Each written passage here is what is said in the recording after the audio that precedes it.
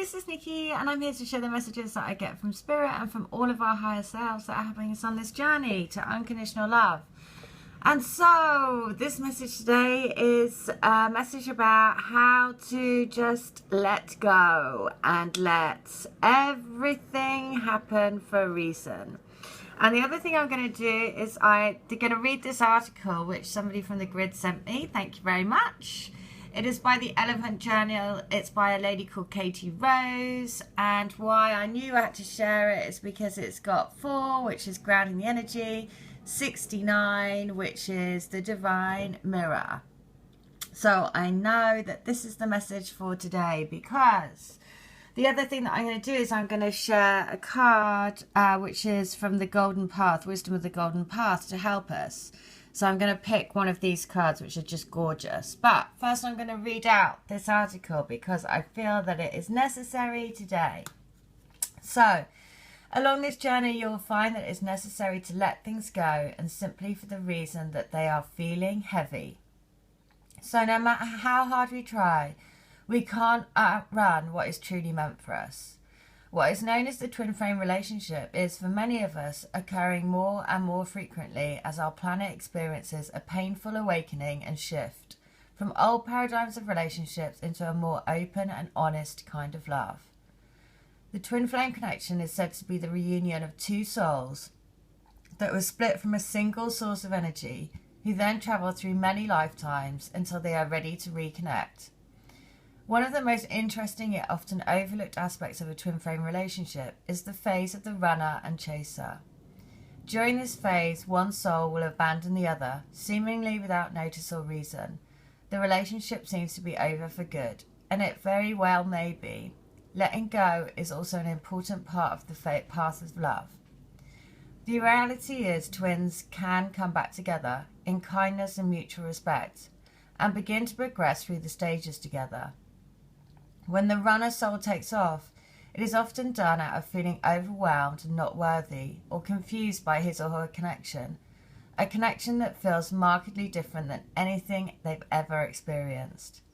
They may not be leaving the relationship for good.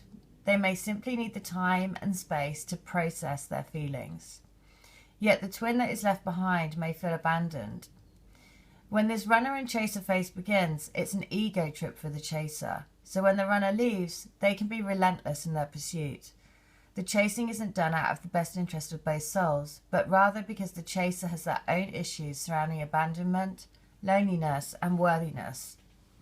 What's interesting is that resolving these issues is the purpose of this phase. At the beginning of this runner-chaser phase, neither twin is able to process these emotions. Instead, the runner hurts the chaser by wanting to move on, while the chaser blames the runner for their pain and projects his or her wounding onto their twin. Luckily, this difficult process is the purpose of this phase in the twin flame connection. And the number one thing we all can do here is simply to let the twin soul run, if that is what he or she needs to do. We can let go of chasing and pleading, or even rationalising why they should come back. In order to let go, we need to stop projecting our hurt and blame onto our twin. And here's a key point. The chaser twin has to learn to separate his or her desires from that of their ego. Our ego wants what it wants now, and when that doesn't happen, it blames the runner. And so the runner and chaser phase can be healed within the chaser, not just the runner. Once this twin can listen to their own emotions and process how they are feeling, they begin to heal their wounds or conditioning. This catharsis is when many twin flames can come back together, and why some of us, rightly or wrongly, let go of this type of love. Once the chaser soul stops pursuing the runner and learns to let go of the ego's desired outcome, the runner soul may begin to feel the peace necessary to work on the original issues that caused them to leave in the first place. This doesn't mean that the twins can't communicate, be friends, or even see one another during this phase. But it does mean that it has to be done without any sort of expectations, including ever coming together again. The thing with our twin is that one way or another, we learn from them, as long as we approach it in the Buddhist style of non-attachment, because only in this way may we let our love enlighten us. After the chaser twin has stopped chasing, they can still reaffirm their unconditional love, presence, and even support to the runner in a newly non-threatening manner. Yet even within that, space needs to be given. The thing that many of us forget, and twin flames included, is that what is meant for us truly won't ever miss us. So there is never a need to rush anything or push it. Everything happens in the way that it is meant to.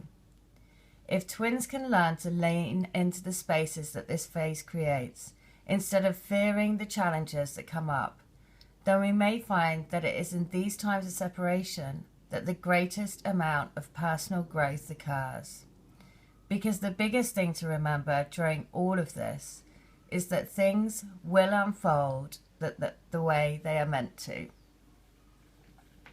And that article's by Kate Rose. And I feel that's why I'm being guided to share it today, because it's to remember that this, if you are not together physically with your twin, it's because this is a phase for you to grow, for your own soul growth, and to find out more and more about the connection that you have as souls together.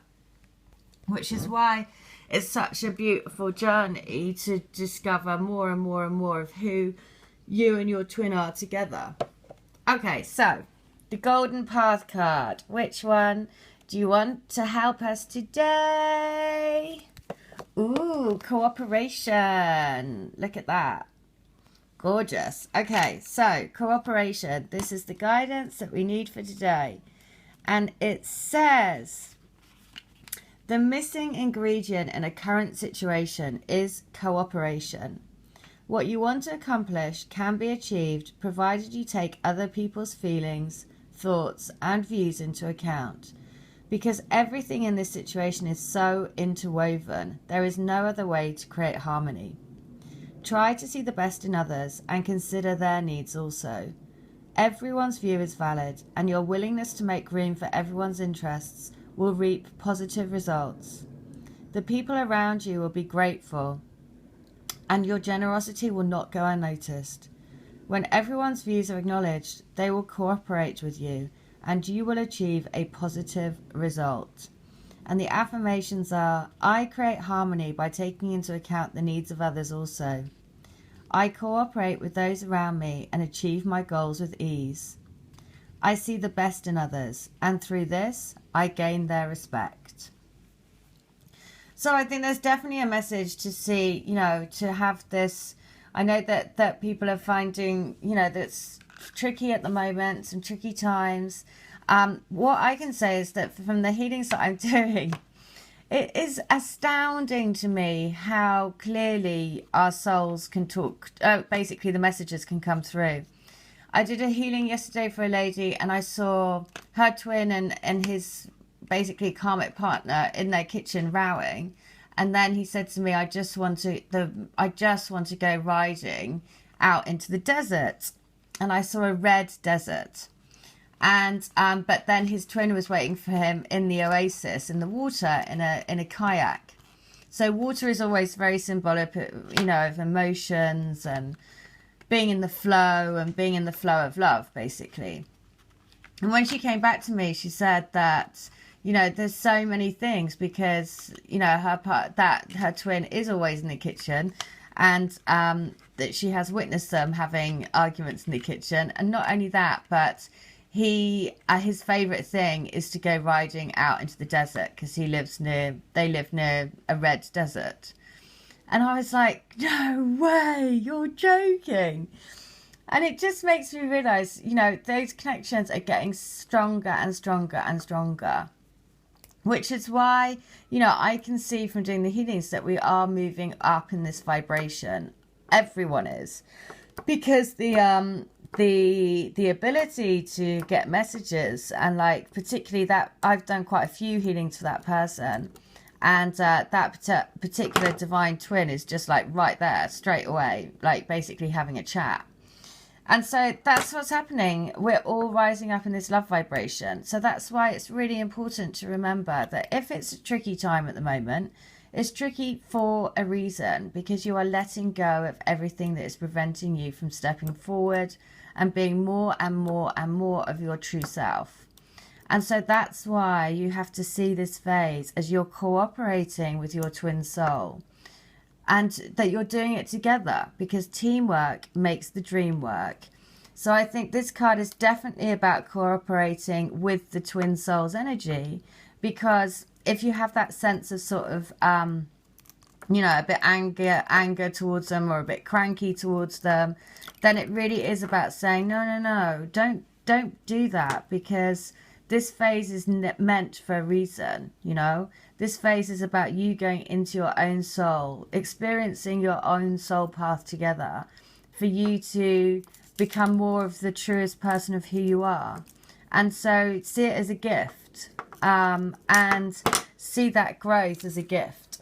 So there you go, that's the message. If you want to have some healing, if you want to get messages from your twin, then all details are in the link as usual. If you want to have an energy card read using the Sargent and Taylor deck, which are amazing, I'm including one of these Golden Path cards now into the healings, because I think they give really good guidance. So any of that, just come to me, I'm happy to help. But it's all about growth, soul growth into who you truly are. So embrace it. Embrace all of those emotions. There is no such thing as a bad emotion. Everything puts you on your journey. So if you feel sad, cry, because crying is an amazing way of releasing stuff. So release, release, release. Step forward onto your golden path. All right, hope that helps. Oh, and one quick thing. I've just seen that Beyonce has named her twins. One of them is called Rumi, which I just thought, oh, so brilliant. And her husband brought out an album which was 444. So again, you know, you can't get away from the signs, can't get away from the numbers, can't get away from symbology. I mean, it's literally everywhere. So trust that the universe has your back. Trust that the universe wants you to come into union. Trust that your union will happen in the right time for you. Trust, trust, trust is the name of the game. All right, hope that helps. Take care. Bye.